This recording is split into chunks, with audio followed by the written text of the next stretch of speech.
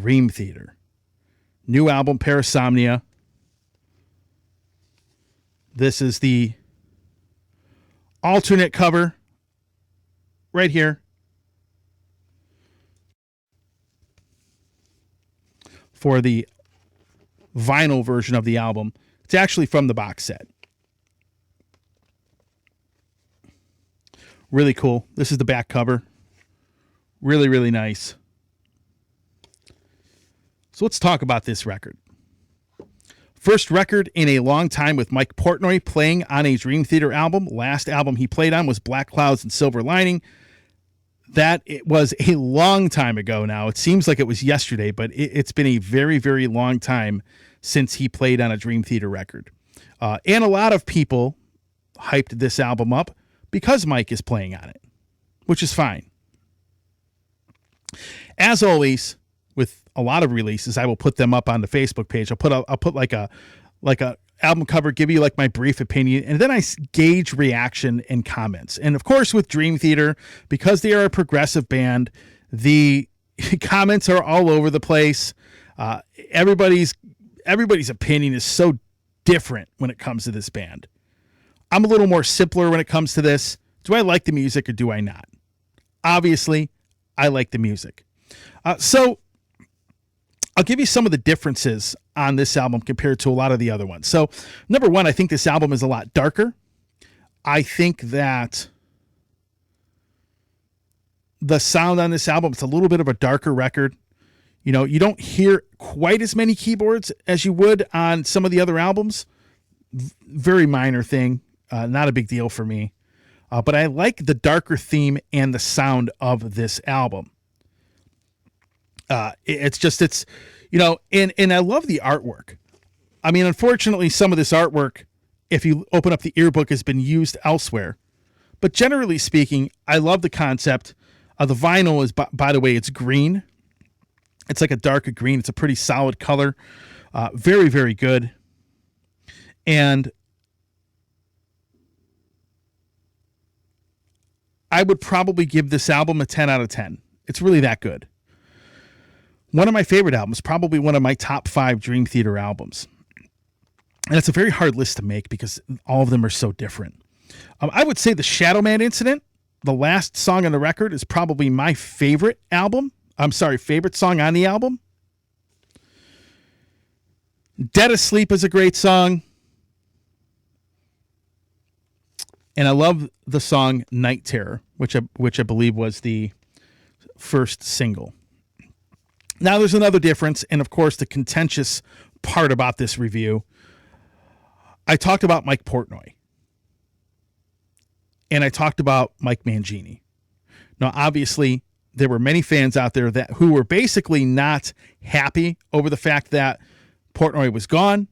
Some people refused to listen to the albums. There was a group of people out there that were like that.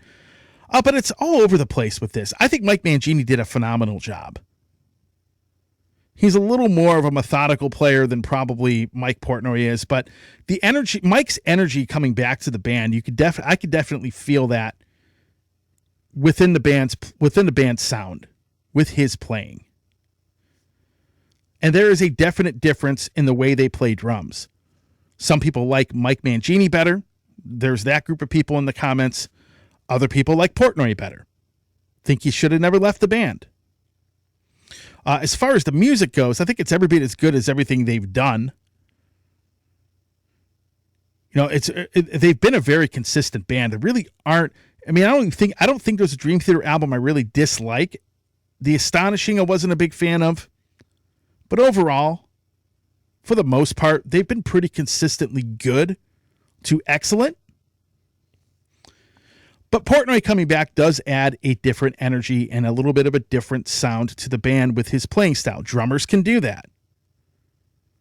It is something I've talked about in the past.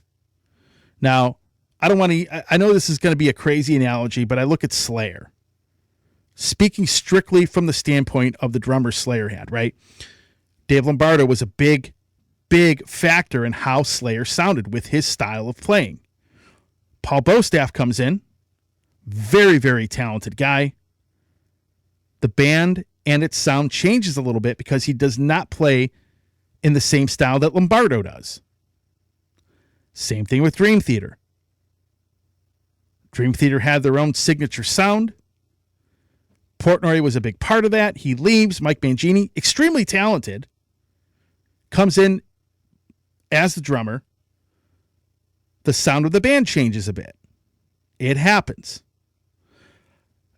I've always been asked this question: who do you like better? Whose playing do you think is better? Folks, it's really hard to answer that.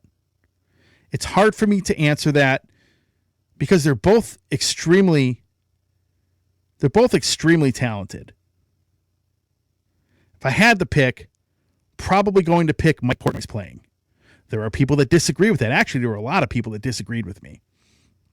But nevertheless, I think Portnoy is a phenomenal drummer. His energy being back in the band is part of the reason I like this album a lot. Some people claim that Mike coming back overhyped the album. I definitely don't believe that. I think if Mike Mangini had played in this album, it's with the songs that were written, I still think it would be great. I just like Mike's energy a little bit better. That's all. Not an indictment on Mangini at all. The guy is talented. He is phenomenal.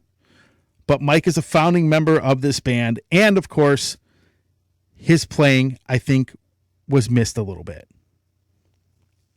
Overall, great record, though. 10 out of 10. A little bit of a darker album than most of your Dream Theater albums. And Dream Theater albums, like I said, they're hard to describe because they're a progressive band. I mean, they don't play the same typical types of song structures that everybody else does, right? So they have their own sound.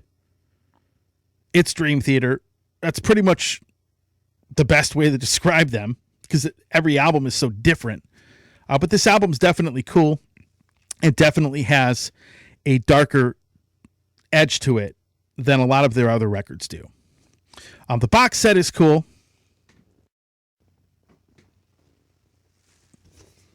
which is right here. Really brief overview on the box set.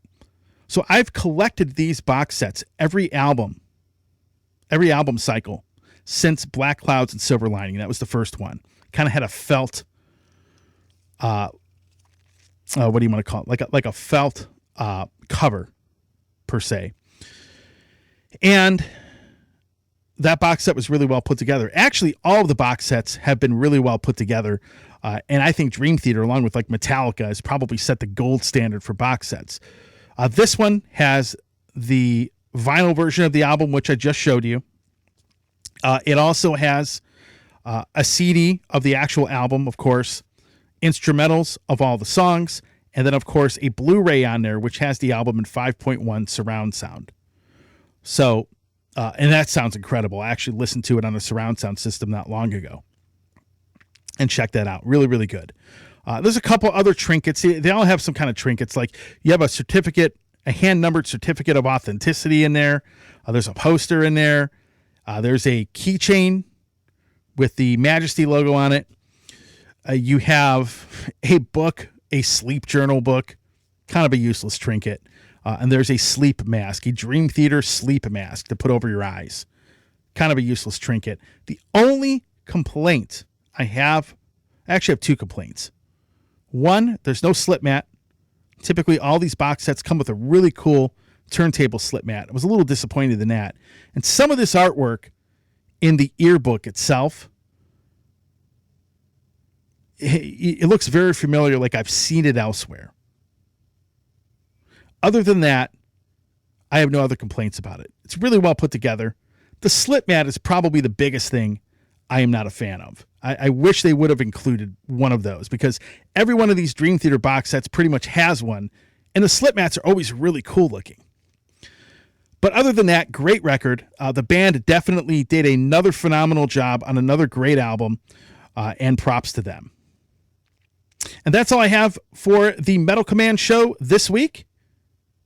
Again, if you like what you see and hear on this program, hit the subscribe button, hit that little bell to be notified anytime I do post a video.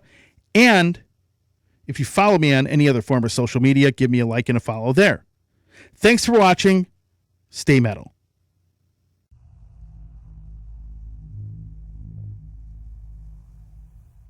Hey everybody, Tony here from the Metal Command Podcast. Again, I appreciate your support. Since 1998, I have hosted this show in one form or another, starting off in radio and now in the podcast format. Again, thanks for watching, and if you like what you see and hear on the show, by all means, please hit the subscribe button, hit the little bell to be notified every time I release a video, and if you see this program on any other form of social media, please give me a follow there. Again, I always appreciate your support.